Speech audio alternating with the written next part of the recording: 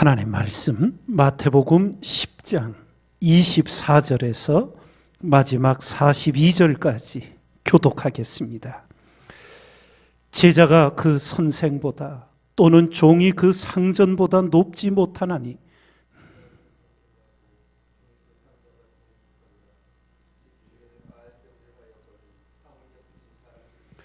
그런즉 저희를 두려워하지 말라. 감추인 것이 드러나지 않을 것이 없고 숨은 것이 알려지지 않을 것이 없느니라.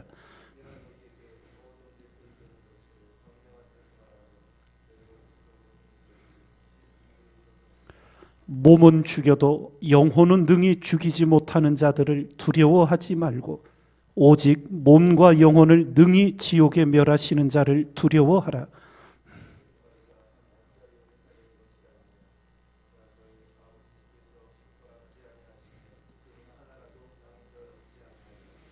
너희에게는 머리털까지 다 세신 바 되었나니 누구든지 사람 앞에서 나를 시인하면 나도 하늘에 계신 내 아버지 앞에서 저를 시인할 것이요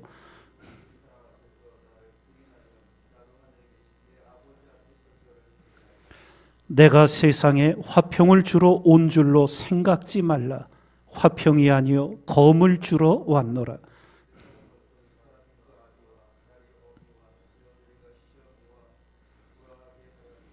사람의 원수가 자기 집안 식구리라.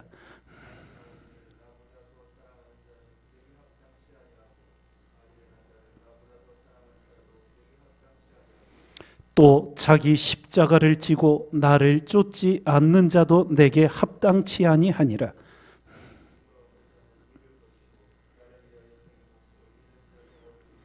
너희를 영접하는 자는 나를 영접하는 것이요 나를 영접하는 자는 나 보내신 이를 영접하는 것이니라.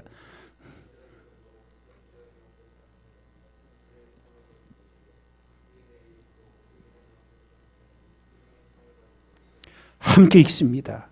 또 누구든지 제자의 이름으로 이 소자 중 하나에게 냉수 한 그릇이라도 주는 자는 내가 진실로 너희에게 이르노니 그 사람이 결단코 상을 잃지 아니하리라 하시니라.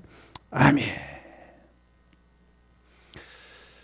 주님을 따르는 제자의 길이 어떤 것인지, 그리고 복음을 전해야 할 사명 앞에 있는 복음 전도자들이 어떤 일을 예상하고 어떤 담대함을 가져야 하는지를 가르쳐 주시는 말씀의 내용들입니다.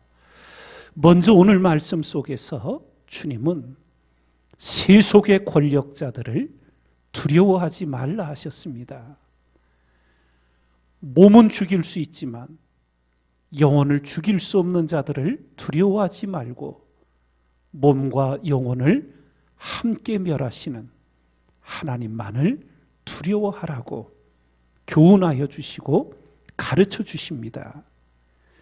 우리가 성경에서 믿음의 선진들을 보듯 하나님을 두려워하는 자는 하나님 외에 그 어떤 것도 두려워하지 않는 담대함을 얻게 됩니다.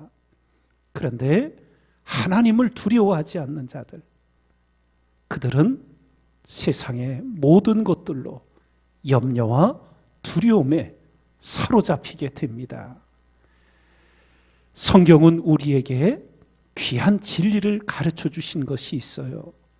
요한 1서의 말씀을 보면 사랑 안에 두려움이 없고 온전한 사랑이 두려움을 내어 쫓는다는 가르침입니다.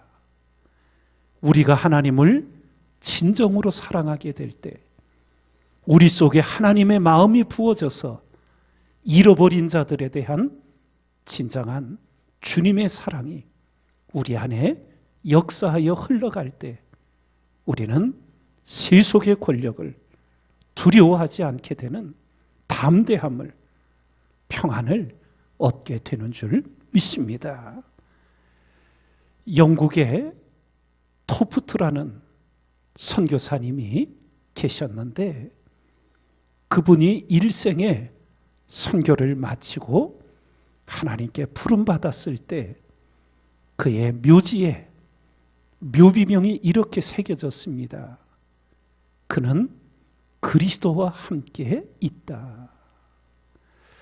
살아서도 주님과 함께 있었고 지금 죽어서도 그리스도와 함께 있다는 이 놀라운 은혜들이 하나님을 사랑하고 하나님만을 두려워하는 자에게 평생토록 역사하게 되는 줄 믿습니다. 우리가 이 땅을 살아가며 여러 일들을 만나게 되는데 하나님을 의지하고 하나님을 신뢰하는 믿음 속에서 두려움이 물러가는 은혜들, 늘 하나님의 평안으로 살아가는 은혜가 우리에게 역사하게 하여 주실 줄 믿습니다. 이사야 선지자 41장 10절에 두려워 말라 내가 너와 함께 함이니라. 놀라지 말라 나는 내 하나님이 됨이니라. 내가 너를 굳세게 하리라. 참으로 너를 도우리라. 참으로 나의 의로운 오른손으로 너를 붙들리라. 어려움 중에 처한 성도들을 신방하고 병원을 찾아 기도할 때마다 가장 많이 말씀으로 기도했던 것 중에 하나입니다. 하나님으로 인하여 두려움을 이기고 물리치는 담대한 그리스도인들 우리가 되어야 될 줄 믿습니다. 이런 가운데 주님께서는 34절에 또 놀라운 말씀을 주십니다. 내가 세상에 화평을 주러 온 줄로 생각지 말라.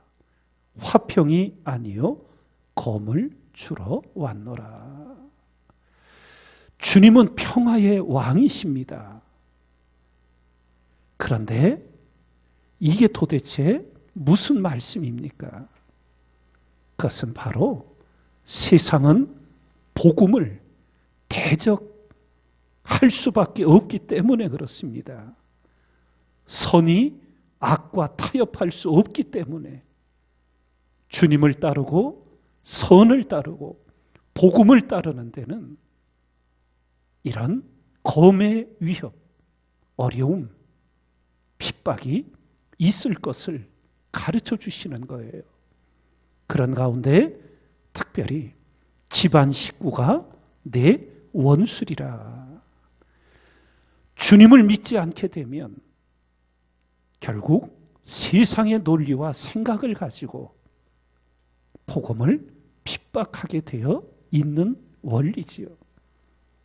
우리가 주님을 따르고 복음을 따르며 평화가 이루어지기를 바라지만 그렇게 이 세상에서는 쉽지 않습니다. 평화를 만드는 자로 살아가지만 대적과 공격과 어려운 일이 일어날 때 하나도 이상히 여기지 말고 오직 하나님 복음에 붙들려 하나님 사랑에 붙들려 우리가 행해야 할 십자가의 길, 제자도를 더욱 굳세게 행하는 우리 신앙이 되어야 될 줄 믿습니다. 그러면 39절에 결론적인 결정적 말씀을 주십니다. 자기 목숨을 얻는 자는 잃을 것이요 나를 위하여 자기 목숨을 잃는 자는 얻으리라. 예. 전적 헌신을 통하여 하나님의 역사가 있음을 우리에게 가르쳐 주시며 하나님을 사랑하는 것도 목숨을 다하여 사랑하도록 가르쳐 주신 것을 기억하게 됩니다. 우리나라에 선교사로 왔던 분 중에 우리 미국 텍사스 지역에 루비 캔드릭이라는 제 기억으로는 23살 독신으로 선교사를 선하며 우리 땅에 왔습니다. 그런데 우리 땅에 선교사로 온 지 1년이 채 되지 못하여 의료시설이 열악했던 그 시절 급성맹장으로 약 9개월 만에 우리 땅에 온 지 선교사로 9개월 만에 하나님의 부름을 받게 됩니다. 너무나 안타까운 그런 모습이었지요. 그런데 그 선교사님 서울 양화진 선교사 묘역에 묘비명에는 이렇게 새겨져 있습니다. 내게 1000개의 생명이 있다면 그 모두를 조선을 위해 바치리라. 도대체 그 선교사님 마음 안에 어떤 하나님의 마음이 들어가 있길래 한 개의 목숨을 바치는 것만도 부족하게 여기고 하나님이 1000개의 생명을 주셨으면 그 1000개의 생명을 조선의 구원을 위해 드릴 것이라고 바로 이러한 헌신들이 이 땅에 복음의 역사를 일으키고 구원의 역사를 이렇게 오늘 우리가 있게 된 줄 믿습니다.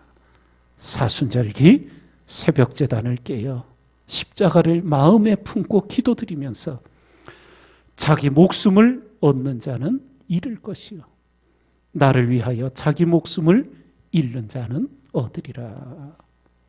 깊고 깊은 주님의 진리의 말씀으로 우리의 마음이 뜨거워지고 삶이 더욱 신앙으로 도약하는 우리가 되기를 주님의 이름으로 축원드립니다.